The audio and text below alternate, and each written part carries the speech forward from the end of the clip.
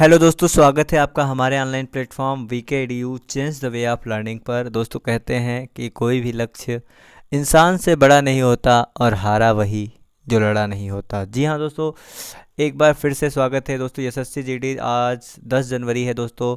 आज के सभी शिफ्ट के दोस्तों सारे क्वेश्चन हम आपके सामने लेकर आए हैं, जो कि दोस्तों एसएससी जीडी के फर्स्ट, सेकंड तथा थर्ड शिफ्ट, ऑल शिफ्ट में दोस्तों जो जीके जीएस के क्वेश्चन पूछे गए हैं, तो उन सभी का हम एक विशेष एनालिसिस आपके सामने लेकर आने वाले हैं।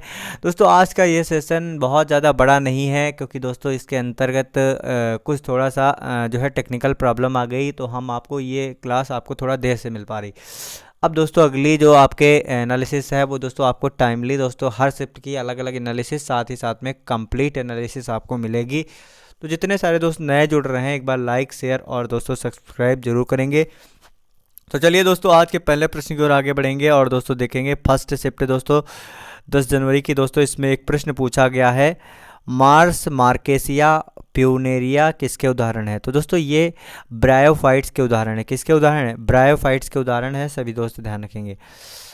अगला दोस्तों जो प्रश्न पूछा गया फर्स्ट शिफ्ट में आपका है, बौद्ध धर्म का प्रथम उपदेश। दोस्तों बौद्ध का प्रथम उपदेश दोस्तों कहाँ पर दिया गया था, या भगवान बुद्ध के द्वारा पहला उपदेश कहाँ दिया गया था? तो सभी दोस्तों ध्यान रखेंगे, इसे कहाँ दिया गया था? सारनाथ में। और भगवान बुद्ध के दोस्तों प्रथम उपदेश देने की घटना क्या कहलाई थी? तो सभी दोस्तों को पता है, धर्म चक्र परिवर्तन। धर्म चक्र परिवर्तन दोस्तों इसे कहा गया। साथ ही साथ में अगर दोस्तों बात की जाएगी भगवान बुद्ध के जीवन से संबंधित अन्य घटनाएं, तो दोस्तों इनके जीवन के अन्य घटनाओं की अगर बात की जाएगी, तो दोस्तों इनके धर्म चक्र परिवर्तन दोस्तों इनके अगर बात की जाएगी प्रथम उपदेश देने की घटना कहलाई। अगर बात की जाएगी संबोधि दोस्तों, संबोधि की अगर बात की जाएगी तो सभी दोस्त ध्यान रखेंगे, संबोधि दोस्तों इनके ज्ञान प्राप्त करने की घटना कहलाई। ज्ञान प्राप्त करने की घटना क्या कहलाई? तो ज्ञान प्राप्त करने की घटना दोस्तों संबोधि कहलाई। दोस्तों आपको इसका विशेष एनालिसिस दोस्तों कल वाली क्लास में ही हम कर पाएंगे, क्योंकि दोस्तों आज थोड़ा टेक्निकल प्रॉब्लम क्रिएट हो गई है दोस्तों। यहाँ जहाँ पर हम हैं यहाँ पर दोस्तों बहुत ज़्यादा सर्वर प्रॉब्लम है, जिसकी वजह से हम दोस्तों काफ़ी देर से दोस्तों प्रयास कर रहे हैं आप तक जुड़ने का, लेकिन दोस्तों इशू ऐसे क्रिएट हो रहे हैं दोस्तों कि हम आप तक दोस्तों जो है पूरा जो प्रैक्टिस सेट है वो दोस्तों एक साथ में और एक शॉर्ट वीडियोस के माध्यम से आप तक पहुंचाने का प्रयास करेंगे। तो एक बार सभी दोस्त लास्ट तक बने रहेंगे और फटाफट से इसको देखेंगे।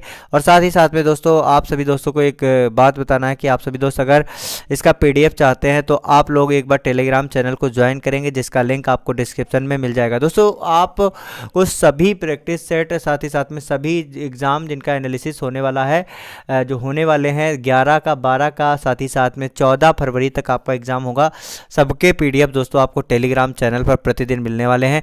तो सभी दोस्त टेलीग्राम चैनल को ज्वाइन जरूर करेंगे। अब दोस्तों रेगुलर वे में आपको PDF मिलेगा दोस्तों।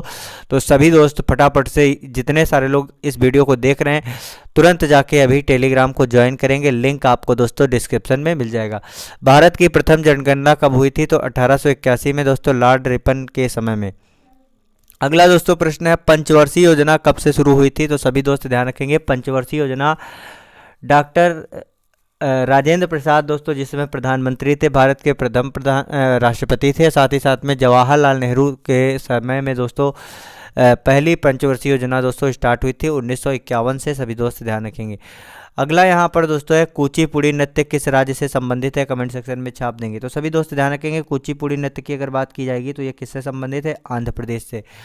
जैसा कि आप सभी दोस्तों को पता है, हम अपने प्रैक्टिस सेट में प्रतिदिन आपको बताते थे कि जो है शास्त्रीय नृत्य से संबंधित दोस्तों कहीं ना कहीं प्रश्न आपके एग्जाम में पूछे जाएंगे।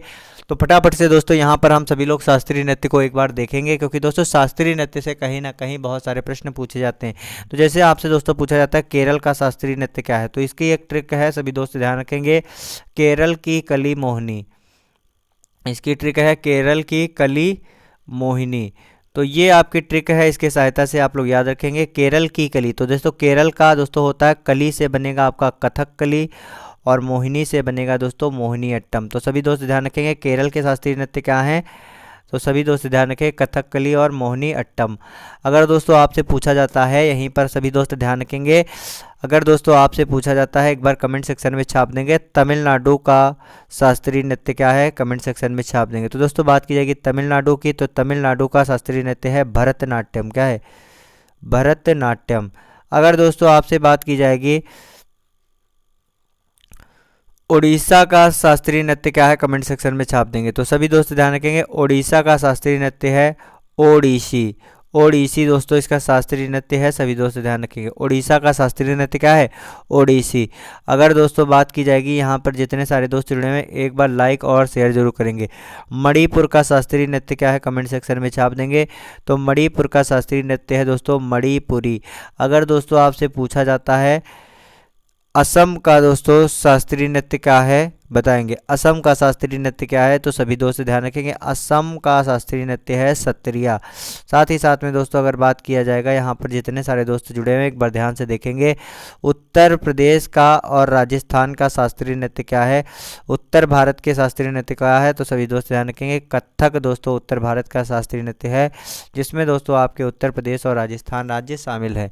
तो चलिए दोस्तों अगला प्रश्न दोस्तों जो कि फर्स्ट शिफ्ट में पूछा गया है दोस्तों, यहाँ पर पूछा गया है 2000 रुपये पर किसका चित्रांकन है। दोस्तों ये मैंने आपको सबसे पहले अपने शॉर्ट वीडियो के माध्यम से बताया था कि पिछले साल भी दोस्तों एसएससी जीडी के द्वारा नोट पर बने चित्रों से संबंधित प्रश्न एसएससी जीडी में पूछे गए थे और इस बार भी दोस्तों पूछे जा रहे हैं। जैसा कि आपको पता है दोस्तों 100 रुपये के नोट पर किसका चित्र बना है, कमेंट सेक्शन में छाप देंगे। तो जितने सारे नोट हैं इनके चित्रों को अगर आपको जानना है तो एक बार सभी दोस्त आप सभी से मेरी बेस्ट सजेशन है कि आप सभी दोस्त एक बार हमारे सारे शॉर्ट वीडियोस को देखेंगे, जिसमें दोस्तों सभी शास्त्रीय नृत्य, सभी लोक नृत्य, साथ ही साथ में सभी दोस्तों जो साहित्यिक कलाकार हैं, जितने सारे दोस्तों एसएससी जीडी के लिए बनने वाले स्टैटिक जीके से क्वेश्चन हैं, सभी दोस्तों शॉर्ट टिक्स के माध्यम से कराए हैं मैंने। तो उन्हें दोस्तों एक बार विजिट करेंगे क्योंकि दोस्तों रिवीजन बहुत ही ज़्यादा ज़रूरी है। अभी आपके पास अगर टाइम है तो आप उसको दोस्तों विशेष इम्प्लीमेंट के साथ में दोस्तों इसका यूज़ करिए और आगे बढ़िए, क्योंकि आपके पास जो टाइम है उसका जितना अच्छा आप दोस्तों मैनेज करेंगे उतनी अच्छे से आप दोस्तों अपने सक्सेस को मेंटेन कर पाएंगे। तो इसलिए सभी दोस्त एक बार शॉर्ट वीडियो को ज़रूर देखेंगे और इसका लिंक दोस्तों हम आपको टेलीग्राम चैनल पर भी दे देंगे, ये आपका टेलीग्राम चैनल पर भी मिल जाएगा। तो सभी दोस्त जरूर विजिट करेंगे जिनका दोस्तों एसएससी जीडी का एग्जाम है। अगला दोस्तों बढ़ेंगे विजय हजारे ट्रॉफी। दोस्तों ये प्रश्न दोस्तों इसको करंट अफेयर का भी नहीं कह सकते हैं, क्योंकि दोस्तों ये फर्स्ट शिफ्ट में पूछा गया 2017-18 के विजेता को के बारे में पूछा गया, विजय हजारे ट्रॉफी का 2017-18 का विजेता कौन है। तो दोस्तों इसका एकदम करेक्ट आंसर है कर्नाटक। क्या है? कर्नाटक है, सभी दोस्त ध्यान रखेंगे। अगर दोस्तों बात की जाएगी विजय हजारे ट्रॉफी की, तो विजय हजारे ट्रॉफी दोस्तों कब से स्टार्ट होती है, तो 2002 से 2003 के से दोस्तों विजय हजारे ट्रॉफी दोस्तों ये स्टार्ट की गई है, सभी दोस्त ध्यान रखेंगे। अगर बात की जाएगी 2017 और 18 का विजेता कौन है, तो कर्नाटक दोस्तों इसका विजेता है, सभी दोस्त ध्यान रखेंगे। अगला दोस्तों पूछा गया है प्रश्न, ये देखिए बहुत ही शानदार प्रश्न है दोस्तों। संविधान के निर्माण के समय में कुल कितने अनुच्छेद, भाग और अनुसूची थे। तो दोस्तों संविधान के निर्माण के समय में टोटल 195 अनुच्छेद, 22 भाग और 8 अनुसूचियां थी, सभी दोस्त ध्यान रखेंगे। अगला प्रश्न क्या है, यहाँ पर दोस्तों लिखा हुआ है कौन सी रेखा भारत के मध्य से होकर गुजरती है। तो सभी दोस्त ध्यान रखेंगे कर्क रेखा भारत के मध्य से होकर गुजरती है। अगला प्रश्न है दोस्तों प्रथम पंचवर्षीय योजना किस पर आधारित है। तो दोस्तों हेराल्ड डोमर मॉडल पर आधारित है प्रथम पंचवर्षीय योजना। अगर दोस्तों बात की जाएगी द्वितीय पंचवर्षीय योजना की, तो सभी दोस्त ध्यान रखेंगे द्वितीय पंचवर्षीय योजना महालनोबिस मॉडल पर आधारित है। किस पर?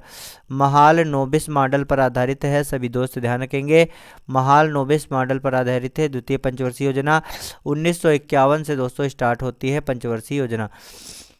अगला जो प्रश्न है उसकी तरफ आगे बढ़ेंगे, एक बार कमेंट सेक्शन में छाप देंगे जितने सारे दोस्त जुड़े हुए हैं। आईएनएस विक्रांत दोस्तों बताएंगे आईएनएस विक्रांत दोस्तों किसके द्वारा समर्पित किया गया। तो सभी दोस्त ध्यान रखेंगे आईएनएस विक्रांत भारत के प्रधानमंत्री दोस्तों नरेंद्र मोदी जी के द्वारा समर्पित किया गया है, सभी दोस्त ध्यान रखेंगे। और यहाँ पर दोस्तों अगला है दोस्तों पीले तारे के समान दिखाई देने वाला ग्रह कौन सा है। तो सभी दोस्त ध्यान रखेंगे शनि है, इसे भी ध्यान रखेंगे। अगला इसमें कौन सा प्रश्न पूछा गया है दोस्तों फर्स्ट शिफ्ट में, अगला दोस्तों प्रश्न पूछा गया, काला घोड़ा केला महोत्सव किस राज्य से संबंधित है। दोस्तों काला घोड़ा केला महोत्सव किस राज्य से संबंधित है, तो दोस्तों ये मुंबई महाराष्ट्र से संबंधित है। सभी दोस्त ध्यान रखेंगे, मुंबई महाराष्ट्र से संबंधित है। दोस्तों इनसे रिलेटेड बहुत सारे प्रश्न हैं जो कि दोस्तों आपके एग्जाम में बनने वाले हैं, तो इसकी डीपली एनालिसिस हम आपको नहीं करवा पा रहे हैं, जिसकी वजह कहीं ना कहीं दोस्तों जो है सर्वर इशू है। लेकिन दोस्तों आपके एकदम शानदार क्लासेज उसी तरीके से आती रहेंगी। वीके एडू दोस्तों आपके लिए एकदम बेस्ट साबित होने वाला है। तो दोस्तों एक बार अपने इस सपोर्ट को बनाए रखिए और अपने प्यार को दोस्तों इसी तरीके से बनाए रखिए और हमारे साथ में बने रहिए लास्ट तक।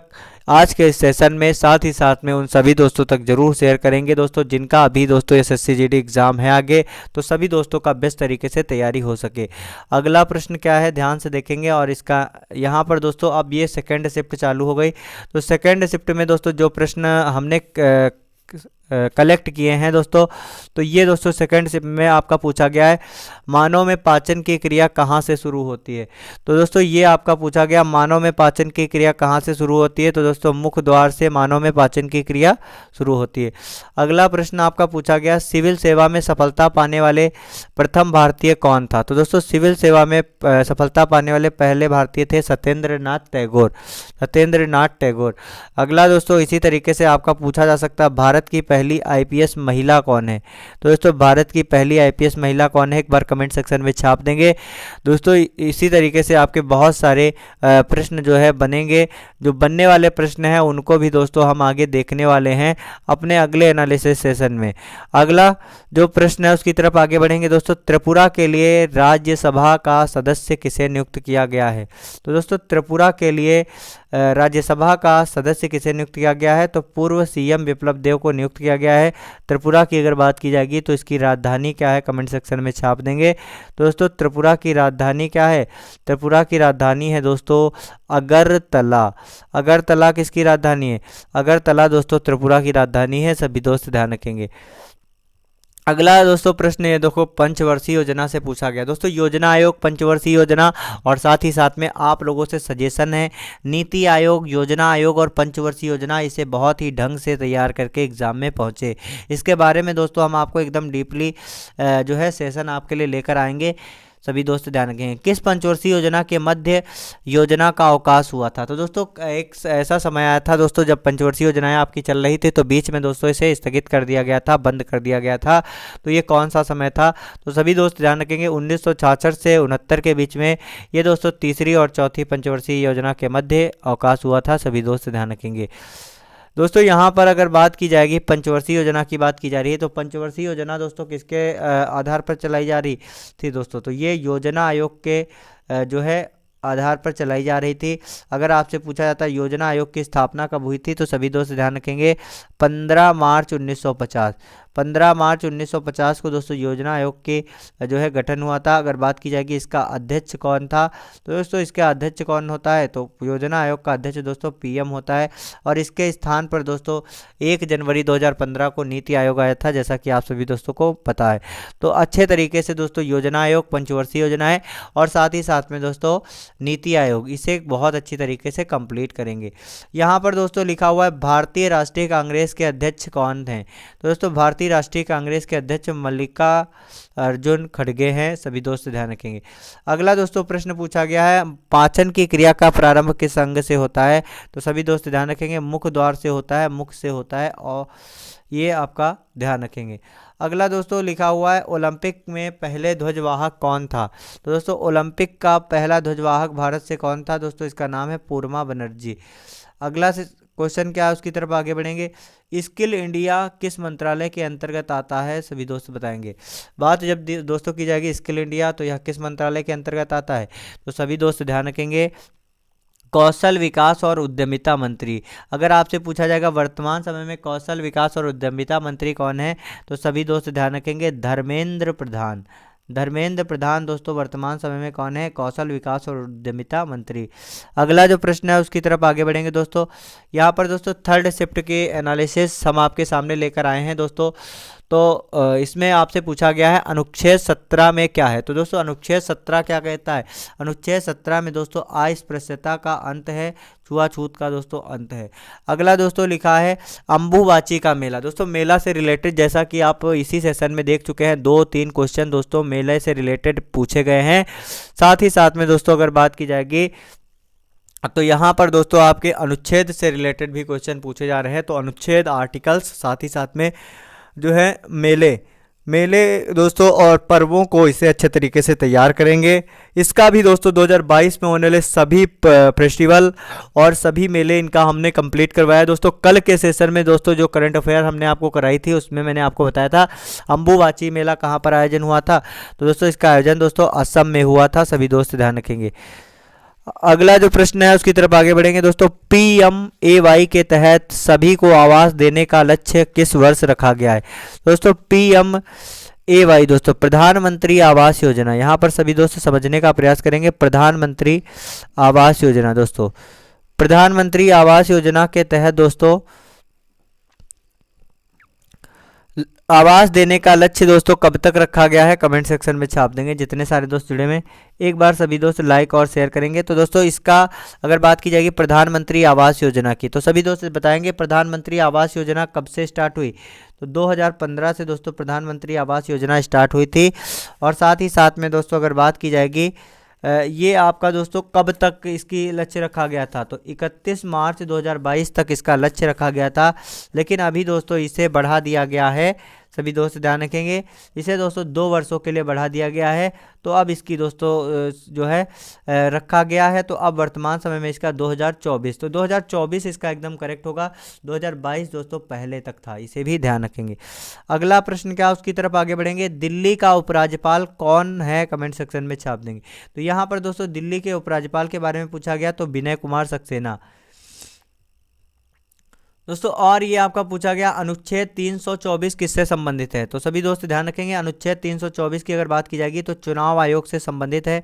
अनुच्छेद 324 सभी दोस्त ध्यान रखेंगे। इसमें इसके अंतर्गत दोस्तों राष्ट्रपति, उपराष्ट्रपति तथा राज्यसभा, लोकसभा के सदस्यों के चुनाव ये जो है चुनाव आयोग करवाता है।